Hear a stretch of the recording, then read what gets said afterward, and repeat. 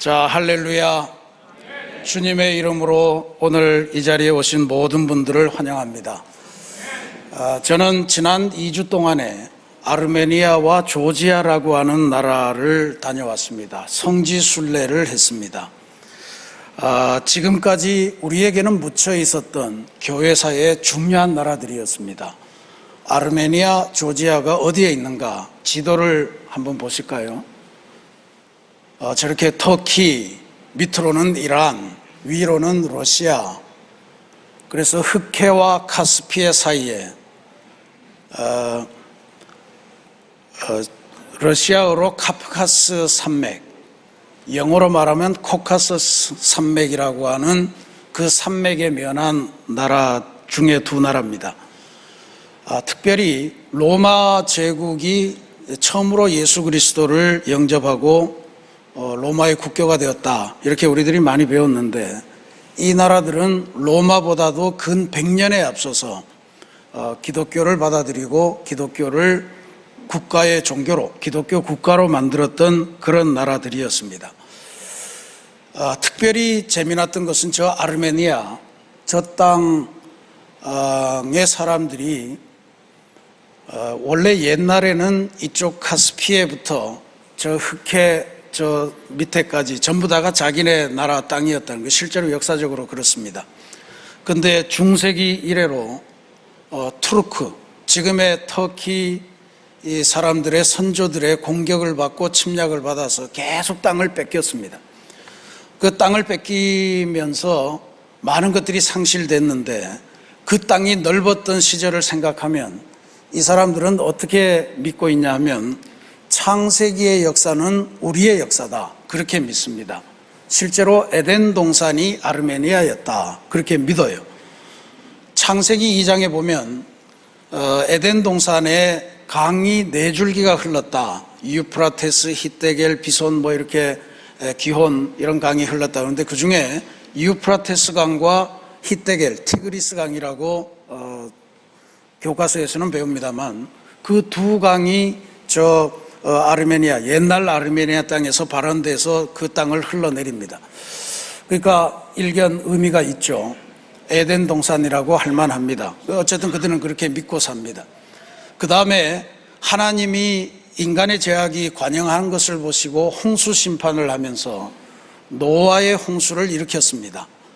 그러고 나서 150일 동안 계속 비가 오다가 그 다음에 홍수가 멈추고 노아의 방주가 당도한 것이 어디냐 하면 아라랏산이라는 곳이었습니다.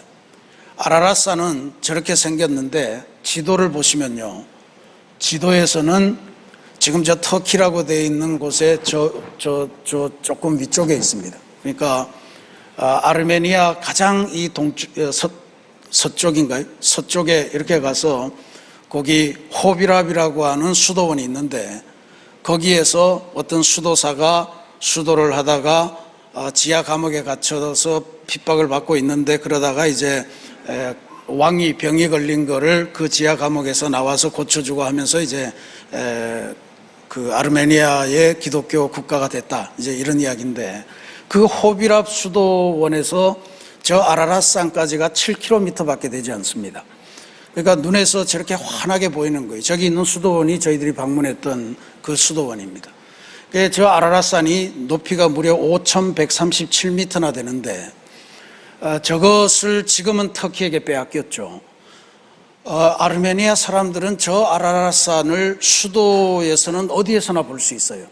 그래서 늘 저기에서부터 우리 민족이 시작됐다, 노아의 방주에서 나온 노아와 노아의 아들과 노아의 손자들로 말미암아 아르메니아 민족이 형성이 됐다, 그렇게 믿습니다. 그래서 실제로 지금도 노아의 방주 조각을 그 선조들이 발견한 것, 그것을 국보로 지정해서 우리가 관람할 수 있었습니다. 창세기 이야기뿐만 아니고 예수 그리스도를 믿는 그 믿음의 세계에서도 그건 다 우리 아르메니아 사람들의 이야기다, 그렇게 믿어요. 봤더니 아르메니아가 예루살렘에 가서 엄청 많이 살았대요, 아르메니아 사람들이. 그래서 지금도 예루살렘에 가면 성지를 관할하는 구역이 있는데, 거기에 기독교 구역, 이슬람 구역, 그리고 유대인 구역, 그리고 하나가 아르메니안 구역입니다. 예루살렘 성지를 돌보는 중요한 네 가지 중에 한 축을 이루고 있다, 이런 이야기예요. 그게 어떻게 가능했을까 한데, 그분들의 그 고백에 따르면 아르메니아인들이 예전부터 예루살렘에 가서 많이 살았고, 그리고 예수님을 따라다니던 수많은 무리들 중에 아르메니안 사람들이 많았다는 거예요. 그래서 예수님께서 십자가에 처형당할 때 예수님께서 달리셨던 십자가의 조각, 그 다음에 예수님의 허리를 찔렀던 창의 그 끄트머리 뾰족한 것, 그리고 예수님이 십자가에 달리실 때 입었던 옷, 이런 것들을 아르메니아 사람들이 로마 병정들을 매수해서 다 구입해서 아르메니아로 가져왔다, 그렇게 믿고 있습니다. 그래서 그 창 조각, 그 다음에 예수님의 십자가 나무 조각, 또 노아의 방주 그 배 조각, 그리고 여기는 특별히 예수님의 12제자 중에 바돌로메와 다데오라는 사도가 직접 와서 복음을 전하고 순교했던 지역이라고 또 그렇게 알려져 있습니다. 그래서 다데오 사도의 뼈 조각, 이런 것들이 전부 다 국보로 지정돼서 우리가 가서 다 관람을 할 수가 있었습니다. 이걸 보면서 창세기의 이야기가 그냥 상징적으로, 영적으로가 아니고 실제로 혈통적으로 우리의 이야기고, 오늘 우리는 그 자부심을 갖고 살아간다라고 하는 민족이 8천년 동안을 그렇게 살아온 그 과정을 저희들이 발견할 수가 있었습니다. 참으로 뜻깊었는데, 한편으로 저는 그 과정을 보면서 저렇게 아라랏산을 바로 지근거리에 두고 가지 못하고 그저 바라만 보는 그 모습, 또 그 광대한 지역들을 외적의 침입에 의해서 하나 둘 다 뺏기면서 지금은 강원도 땅만 해요. 그 강원도 땅만한 곳에 300만의 인구가 살고 있습니다. 인구 300만이면 부산 정도밖에 안 되는 거 아닙니까? 거의 도시국가 수준이에요. 근데 이 사람들은 그렇게 빼앗기고 침탈당하고 하는 속에서도 기독교 신앙을 붙들고 우리는 기독교 국가고 하나님이 창조하신 민족이고 뭐 이런 자부심을 갖고 살아가고 있더라고요. 한편으로 그 넓은 땅을 잃어버린 것을 보면서 우리 고구려가 차지했던 그 만주벌판을 중국에게 송두리째 뺏기고 지금은 그저 이 반도를 살아가는 우리 민족의 신세, 또 백두산 같은 곳도 우리 민족의 땅인데 우리가 스스로 우리 땅을 밟지 못하고 중국 땅을 돌아가서 봐야 되는 그러한 신세, 뭐 이런 걸 생각하니 우리 민족과 아르메니아가 교묘하게 겹치는 그런 느낌도 가질 수가 있었습니다. 오늘 설교할 본문이 골리앗과 다윗 이야기였기 때문에 그 아르메니아 짧게 좀 너무너무 작은 그런 나라의 운명, 이런 것들을 생각하면서 하나님께서 과연 취하시는 존재들, 하나님께서 기뻐하시는 사람들, 또 약한 존재들은 하나님을 통해서 어떤 삶으로 영광을 돌릴 수 있겠는가 하는 것들을 묵상하면서 계속 성지를 방문했었습니다. 이제 아제르바이잔이라고, 아르메니아 옆에 지도를 다시 한번 보여주시면요, 아제르바이잔이라고 저 옆에 큰 나라가 있잖아요. 저 굉장히 큰 나라입니다. 저기에는 석유도 많이 나요. 그래서 저 석유 때문에 이스라엘이 중동 지역에서 석유를 못 구하니까 아제르바이잔에다가 뭐 어떻게 해서 석유를 받기 때문에 기독교 국가인 아르메니아하고는 사이가 안 좋다, 뭐 그런 이야기까지 들었습니다. 근데 아제르바이잔 사람들이 아르메니아 사람들하고 지금도 전쟁을 하거든요. 지금도 전쟁을 하고 땅을 계속 뺏고 이제 이러는데, 그 사람들이 아르메니아 사람들을 이렇게 놀린다고 그래요. 우리는 알라신을 믿어서 알라신이 우리에게 이렇게 넓은 땅과 또 석유를 우리에게 주셔서 이렇게 부강하게 하셨다. 근데 너희들은 하나님을, 여호와 하나님을 믿는데 하나님이 너희들에게 준 거는 겨우 포도를 심을 땅땡이, 산, 그리고 교회당 밖에는 준 게 없지 않느냐. 하나님 믿어서 뭐가 잘 됐냐, 이렇게 놀린다는 거예요. 근데 이 아르메니아 사람들이 그러한 거에 주눅들지 않고 우리는 언젠가 성경을 통해 하나님께서 약속하신 그 약속이 우리에게 이루어질 것을 확신하고 오늘도 우리는 이 믿음 갖고 살아간다, 그러면서 300만 갖고 기독교 국가의 정체성을 지키면서 그렇게 살아가고 있습니다. 이 모습을 보면서 저는 이 아르메니아가 혹은 우리 대한민국이 오늘 이 세계 속에서 작은 소년 다윗과 같은 모습으로 이 세계의 거대한 강국들, 그 골리앗 같은 그러한 위대한 어마어마하게 큰 존재의 대면에서 살아가고 있는 그러한 상황이다 하는 것을 느꼈습니다. 한편으로 우리 개개인을 생각해 보면 우리 개개인은 너무너무 연약한 존재들입니다. 부족한 존재들입니다. 머릿속에 바늘만한 조그마한 점 하나 때문에 지나온 세월을 전부 다 잊어버리고, 그리고 기능이 말을 듣지 않고 제대로 걷지 못하고 이런 상황에 처할 수밖에 없는 게 우리 인생들이에요. 그러한 의미에서 오늘 말씀을 통해서 우리 연약한 인생들은 이 세상 속에서 어떻게 하나님의 승리를 맞이하면서 살아갈 수 있겠는가 하는 것을 오늘 함께 배우는 시간이 될 수 있기를 바랍니다. 우리는 오늘 성경 말씀을 통해서 진짜로 큰 사람 하나를 만납니다. 얼마나 크냐 하면 키가 6규빗이라 그렇게 성경이 기록합니다. 규빗이라고 하는 단위는 성인의 손가락 끝에서부터 이 팔꿈치까지의 그 거리를 말합니다. 한 45cm 정도 되거든요. 45cm로 환산해서 계산하면 이 골리앗의 키는 2m 70cm입니다. 아마 NBA 농구팀에 가도 가장 큰 사람이 될 거예요. 우리 충북 제천에 가면 세계 기독교 박물관이라고 하는 것이 열려 있는데 거기에 골리앗의 실제 크기의 그림을 그려놓은 장면이 있어요. 우리 목동교회 장로님의 사진을 제가 찍은 건데 저분이 한 170cm 조금 더 되거나 아마 그럴 겁니다. 근데 저런 정도예요. 저런 정도로 차이가 나는 어마어마한 크기의 사람입니다. 키만 큰 것이 아니라 실제로 그의 몸에 아주 최신식의 무장을 했습니다.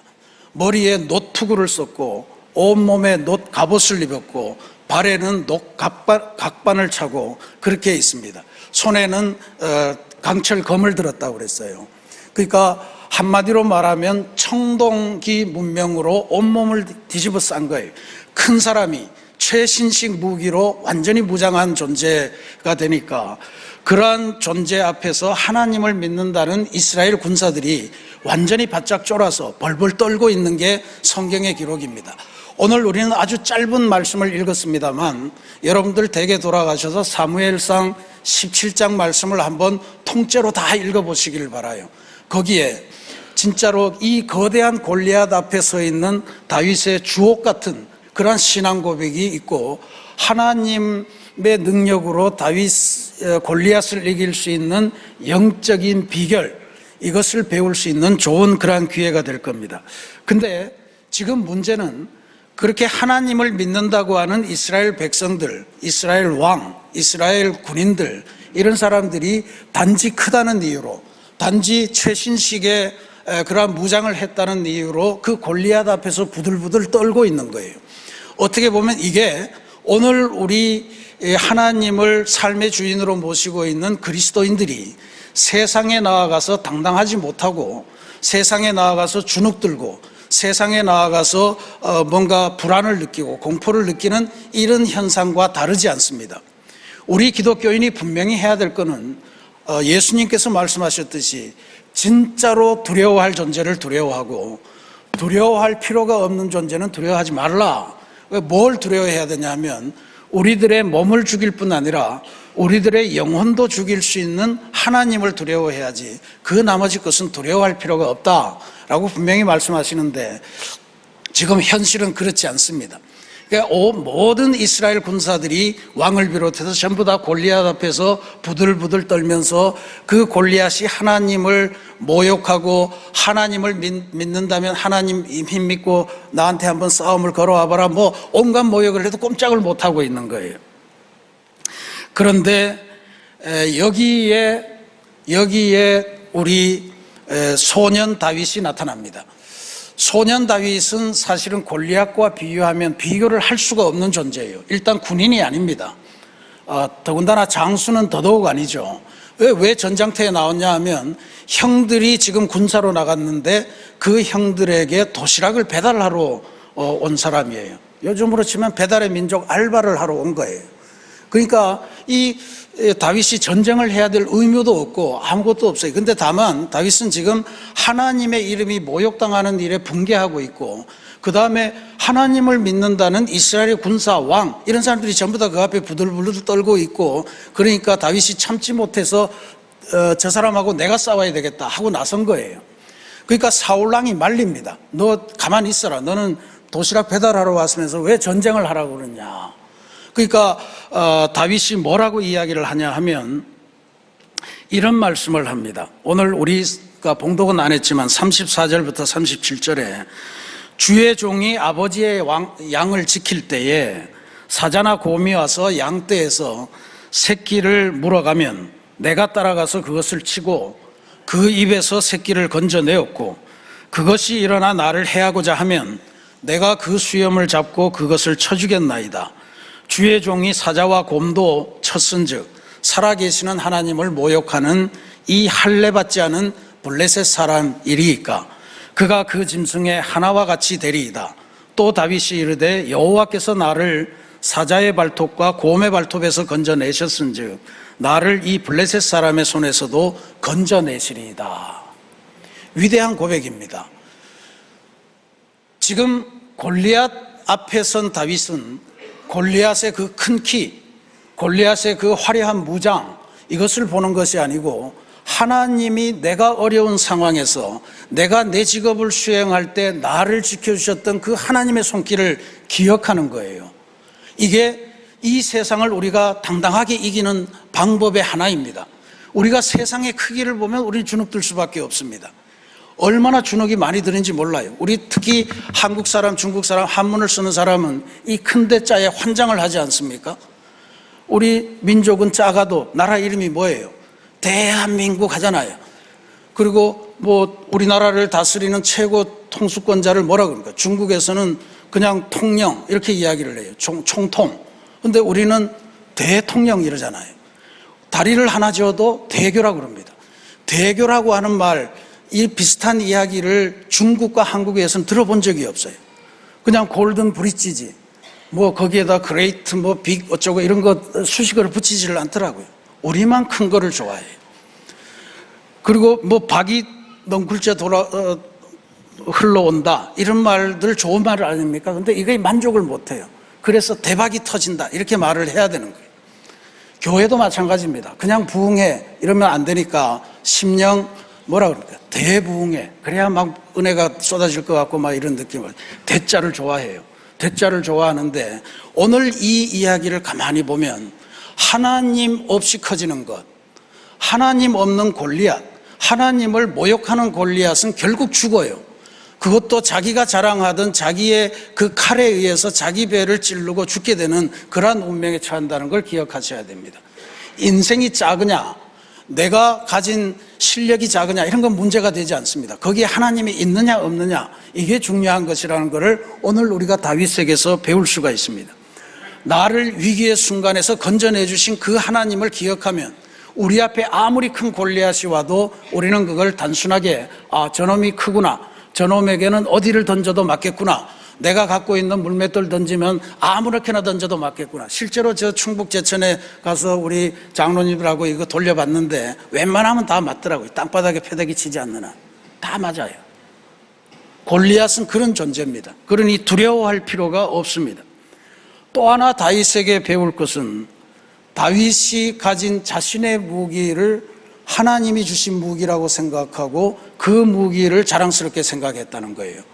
사울이 다윗에게 너 그냥 그렇게 갈 거면 내 투구와 내 갑옷과 내 칼을 가지고 가라. 그래서 입혔어요. 사울은 성경이 묘사하는 바에 따르면 성인 장정들보다 머리 하나가 더 큰 사람이라고 그랬습니다.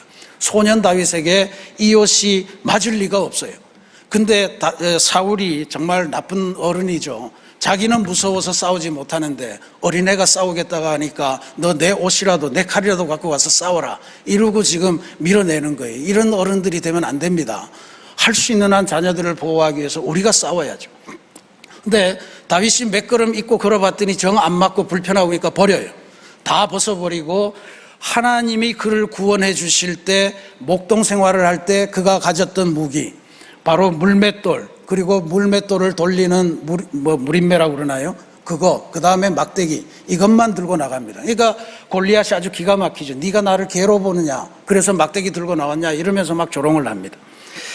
그런데 다윗은 이 무기 속에 하나님이 있음을 믿었기 때문에 그가 승리할 것을 믿어요. 45절에 이런 고백을 합니다. 너는 칼과 창과 단창으로 내게 나아오거니와 나는 만군의 여호와의 이름 곧 내가 모욕하는 이스라엘 군대의 하나님의 이름으로 내게 나아가노라. 그 다음에 47절이에요. 또 여호와의 구원하심이 칼과 창에 있지 아니함을 이 무리에게 알게 하리라. 전쟁은 여호와께 속한 것인즉 그가 너희를 우리 손에 넘기시리라. 아멘. 칼과 창에 세상이 요구하는 문명에 하나님의 승리가 있지 않다는 이야기예요. 오직 하나님의 이름 안에 하나님의 승리가 있고 그 전쟁이 하나님께 속했다. 전쟁이 하나님께 속했다는 것을 세번역 성경은 승패는 하나님이 결정하신다, 이렇게 번역이 되어 있습니다. 여러분, 어느 편을 택하겠습니까? 오늘날 세상에서 우리는 골리앗이 두렵기 때문에 골리앗이 되고자 하는 유혹을 가지는 게 사실입니다. 실제로 우리 기도의 대부분을 보면 살짝 하나님의 도우심으로 내가 골리앗이 될 수 없을까요? 하는 기도가 대부분이에요. 하나님, 제가 운영하는 기업이 골리앗같이 되게 해주십시오. 우리 자녀가 골리앗같이 큰 사람이 되게 해주십시오. 제 인생이 골리앗처럼 되게 해주십시오. 그러나 명심해야 될 것은 커지는 것은 좋은 일입니다만 하나님 없이 커지는 것은 위험해요. 하나님 없이 높은 자리에 올라가는 거 위험해요. 하나님 없이 돈을 많이 버시는 거 위험합니다. 골리앗의 칼이 골리앗을 죽였거든요. 그러니까 하나님과 더불어가는 작은 소년 다윗이 승리했다라고 하는 것을 우리가 오늘 기억해야 할 줄로 믿습니다. 아제르바이잔이 아르메니안을 하나님이 너희를 위해서 뭘 해줬냐 그렇게 놀려도 그들은 신앙을 포기하지 않습니다. 전 세계에 900만 명이 흩어져 있는데 그 900만 흩어져 있는 사람의 98%가 여전히 기독교 신앙을 지키고 주일마다 아르메니아 사도교회를 찾아가서 예배를 드리는 사람들이라고 우리를 만났던 아르메니아 교회 총대주교께서 친히 자랑스럽게 말씀을 해주셨어요. 이게 그리스도인이 세상을 능히 이기는 그러한 영적인 비결인 줄로 믿습니다.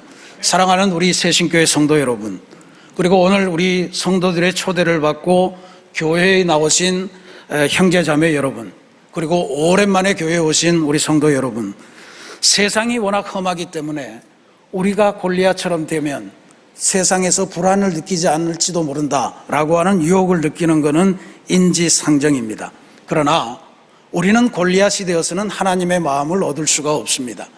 소년 다윗의 믿음을 가져야 하나님의 승리를 얻을 수 있음을 꼭 기억하시기를 부탁을 드립니다. 다윗이 되시기를 바랍니다. 가진 것 없지만 세상이 보기에는 우스워 보이고 약해 보이지만 하나님이 돌봐 주신 사랑의 추억을 간직하고 연약하지만 오직 하나님의 능력에만 의지하면서 나아가는 믿음의 용기, 이것을 가진다면 우리가 아무리 연약하더라도 우리는 세상에서 백전백승하는 그러한 존재가 될 수 있을 줄로 믿습니다. 이것을 반드시 기억하시고 세상에서 주눅들지 마시고 하나님이 나를 창조하셨고 하나님이 나를 지키시고 하나님이 나를 구원의 좋은 것으로 인도하실 것이라는 믿음을 가지시고 험한 세상을 넉넉하게 이기시고 하나님 보시기에 참 아름다운 그러한 인생을 누리시기를, 그러한 우리 모두가 되시기를 주님의 이름으로 축원합니다. 같이 기도하겠습니다.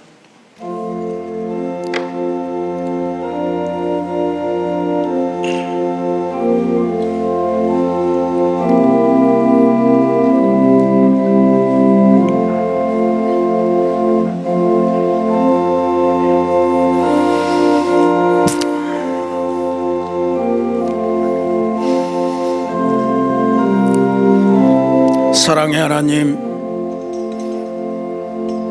우리가 이 세상 살면서 세상이 너무 험하고 세상이 너무 넘사벽처럼 보여서 때로 골리앗처럼 되면 불안이 없어질까, 공포가 없어질까, 그래서 골리앗 되기를 마음속으로 원하며 그렇게 살아온 것도 사실입니다.